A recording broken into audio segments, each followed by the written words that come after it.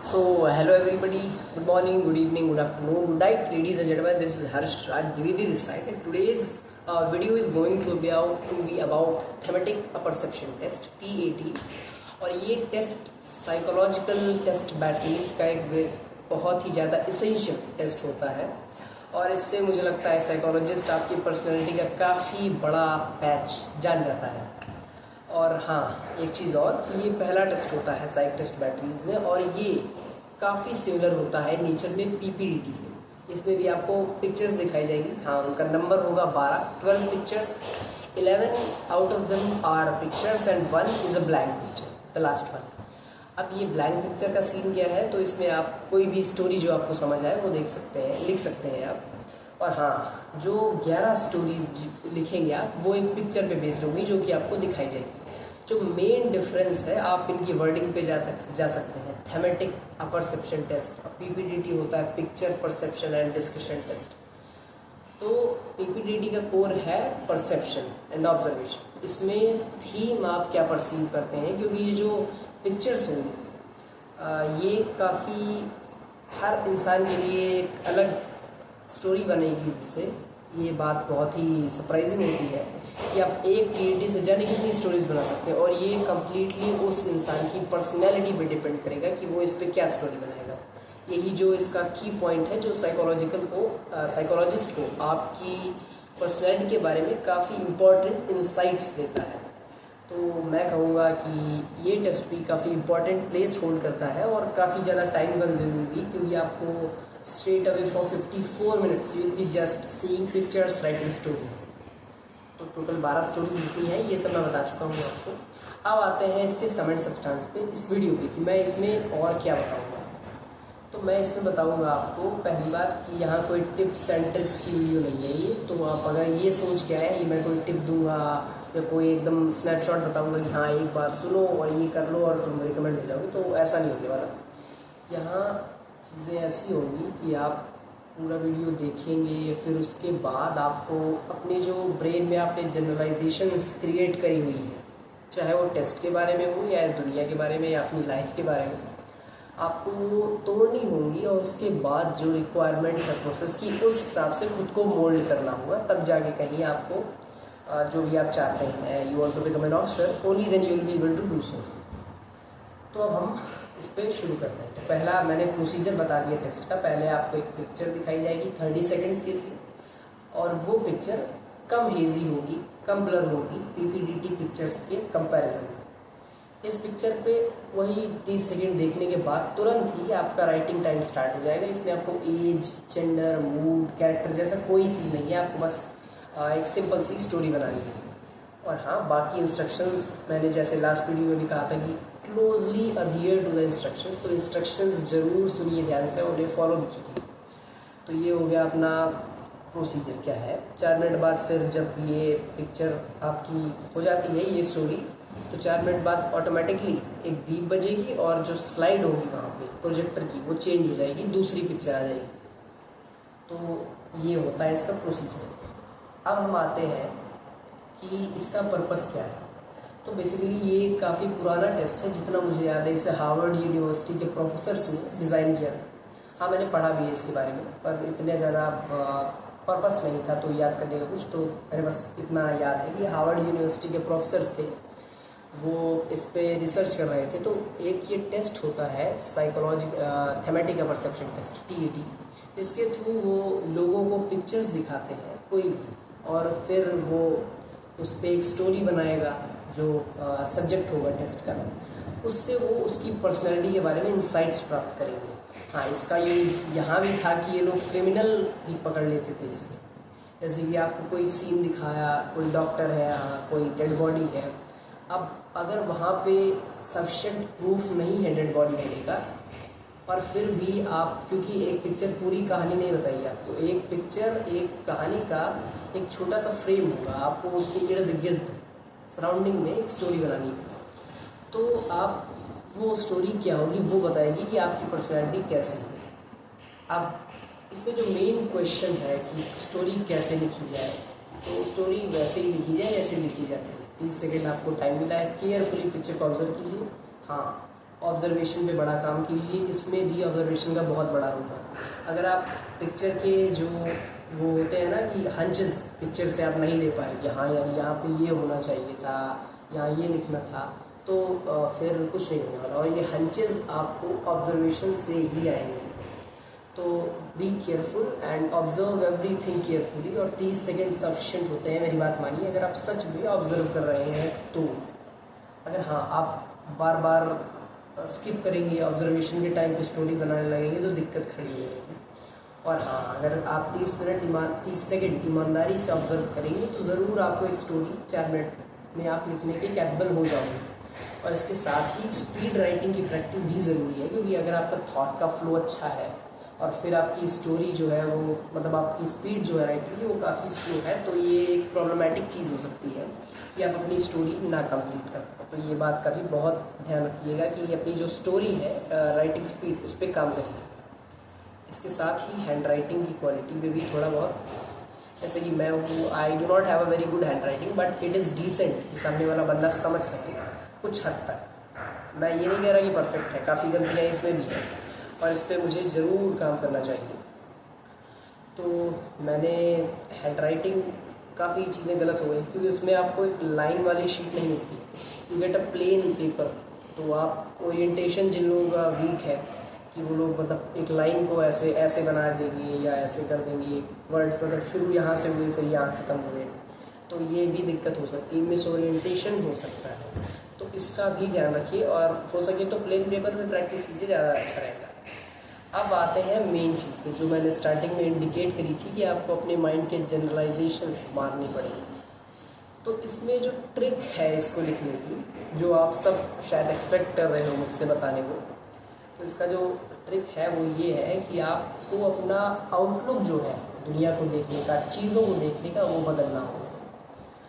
आप कोई भी बुरी से बुरी चीज़ लाइए and give it to an officer, जो इंडियन आर्मी का या इंडियन एयरफोर्स या इंडियन नेवी का कोई भी ऑफिसर है उसे दीजिए, और and you will be surprised कि वो उससे भी एक पॉजिटिव चीज़ निकाल लेते हैं। कैसे, सोचे कभी आपने सोचा इस बारे में?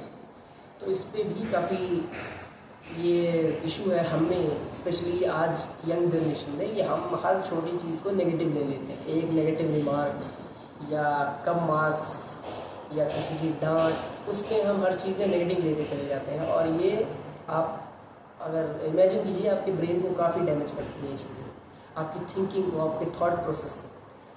और फिर आता है जो बड़ा दुश्मन सबसे, जनरलाइजेशन, कि हम चीज़ें दिमाग में बिठा लेते हैं कि अगर ये ऐसा है तो ऐसा ही होगा। अगर एक बच्चा पढ़ने में अच्छा नहीं है तो वो बेकार है। मोस्टली ये आपने स्कूल में टीचर्स को देखा होगा, हालांकि वो अब ऐसा नहीं करते, टीचर्स भी काफ़ी अच्छे होते हैं। हाँ, उनको जो जॉब है उनका वो है पढ़ाना, तो वो आपसे हमेशा यही एक्सपेक्ट करेंगे कि आप अच्छे से पढ़ाई कीजिए। हाँ, अगर आप उन्हें कन्विंस करेंगे, उन्हें बताएंगे कि मेरा इंटरेस्ट है किसी और चीज़ में, तो मानेंगे। तो ये पहला जनरलाइजेशन का कीड़ा है, एक एग्जांपल के साथ, कि अगर एक बच्चा पढ़ाई में अच्छा नहीं है तो ज़रूरी नहीं है कि वो पढ़ाई के लिए ही बना है, हम उसे मारेंगे डांटेंगे तो सीख जाएगा। He may be good in sports और इन कंप्यूटर और इन एनीथिंग। मेरा एक दोस्त है, I know him well, I not take his name, but वो कंप्यूटर में बड़ा ही ब्रिलियंट स्टूडेंट है।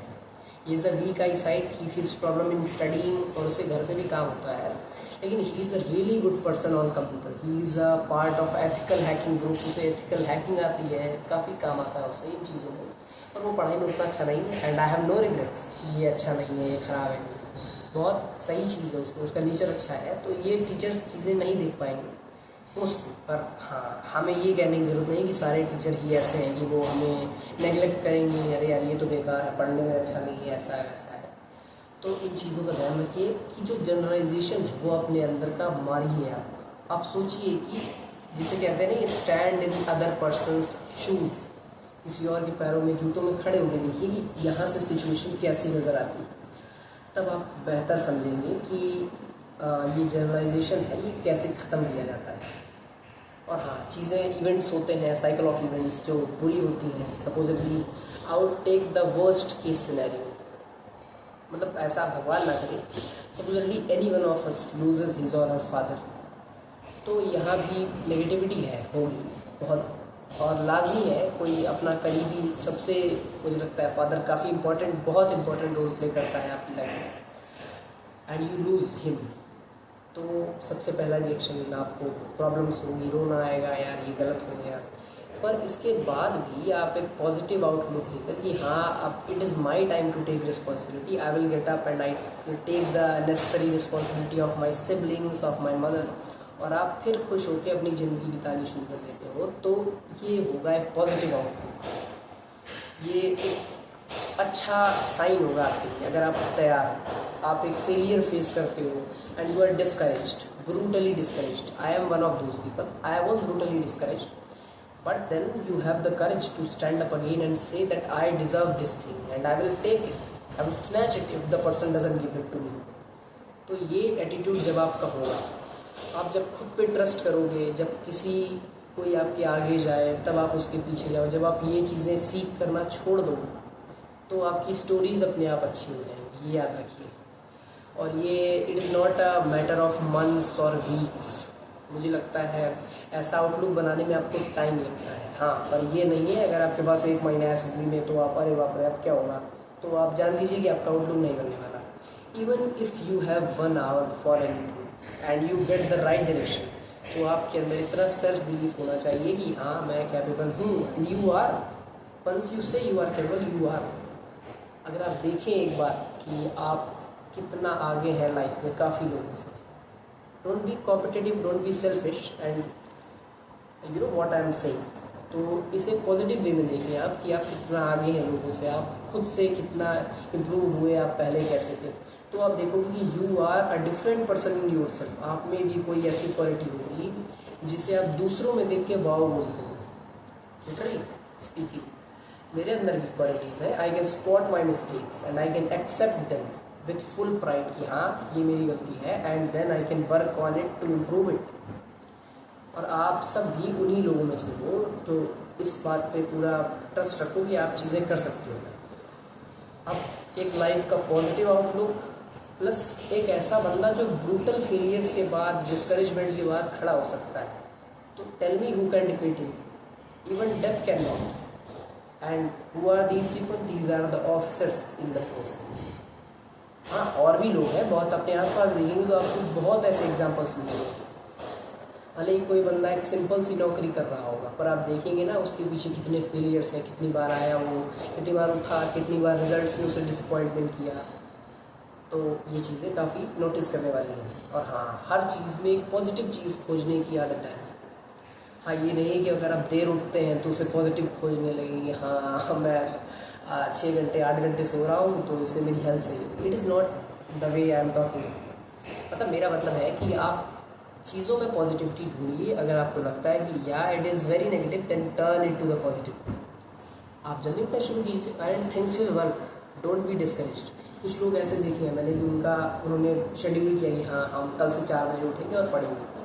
There are a lot of reels about this, और वो 4 बजे नहीं उठ पाए एक्सीडेंटली, या फिर अलार्म नहीं बजा या कुछ भी, या सो गए, and then they wake up at 6 or 7। तो वो कहते हैं कि नहीं हो, आज का दिन बर्बाद हो गया, आप कल से शुरू करेंगे। And it is a very, I would से tragedy, it is a very great tragedy कि हम इतना छोटा सा डिस्करेजमेंट, अरे यार 2 घंटे लेट हुए हो, you have still 12, 14, 16 hours to work. तो इतना काफ़ी है आपके लिए काम करने के लिए अगर आप सच में चाहते हो इम्प्रूवमेंट। तो ये है एक आउटलुक जो आपको रखना होगा लाइफ के प्रति। और हाँ, ये ऐसा नहीं कि अचानक से आएगा। आप जब चॉइसेस बनाना शुरू करोगे, नहीं आज देर तक नहीं सोऊंगा, आज उठूंगा, today I will work for my dream, तो आप उसकी ओर बढ़ोगे। नहीं तो चीज़ें तो ऐसे चल ही रही हैं, खाना तो सभी खा रहे हैं, सो तो सभी रहे हैं, अलग क्या है उसमें। So be different, be what you are. और हाँ, इसके बाद सबसे मेन फैक्टर ओरिजिनलिटी।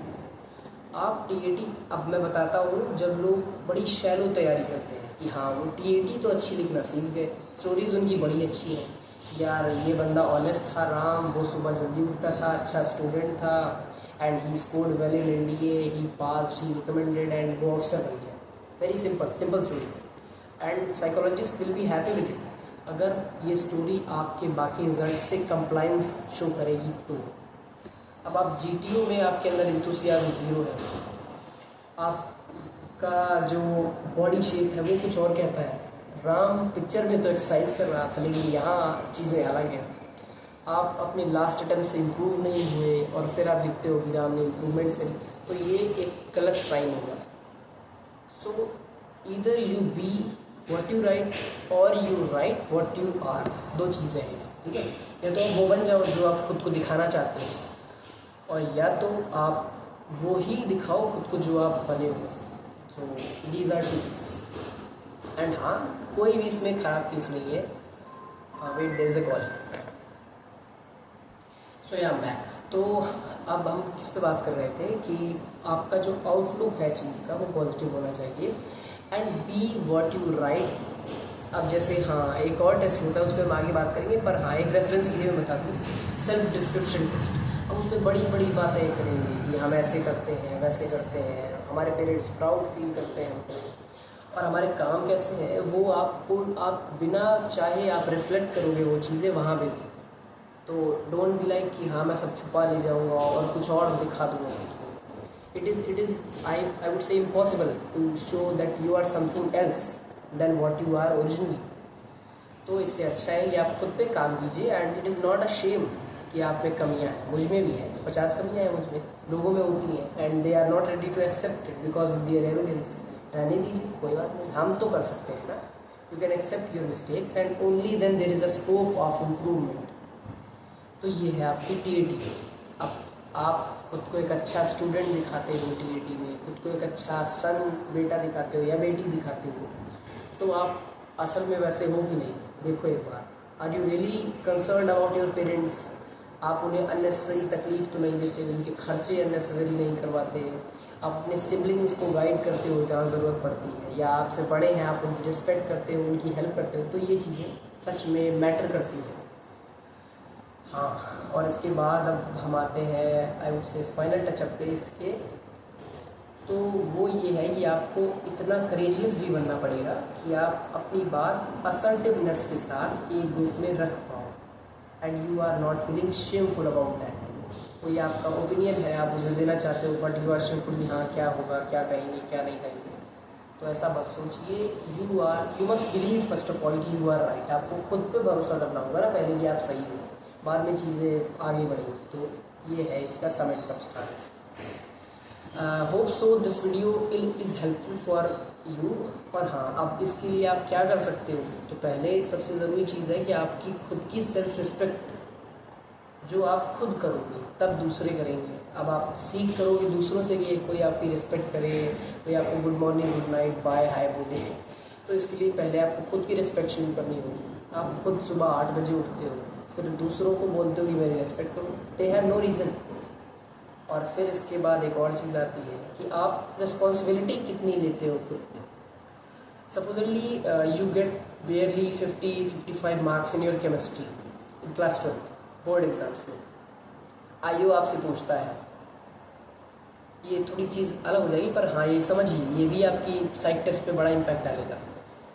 आप से पूछता है कि why are this marks less, and you start to say कि हाँ मेरे स्कूल में केमिस्ट्री की लैब नहीं है तो प्रैक्टिकल अच्छा नहीं हुआ, और मेरे स्कूल में टीचर्स अच्छे नहीं हैं तो मैं केमिस्ट्री नहीं पढ़ पाया। तो this is escaping your responsibility. अगर आप थोड़ा इंट्रोस्पेक्ट करोगे ना, तो सोच समझोगे जाके, तो आपको समझ में आएगा कि हाँ अगर ये मैं खुद से करता तो ज़्यादा अच्छा होता।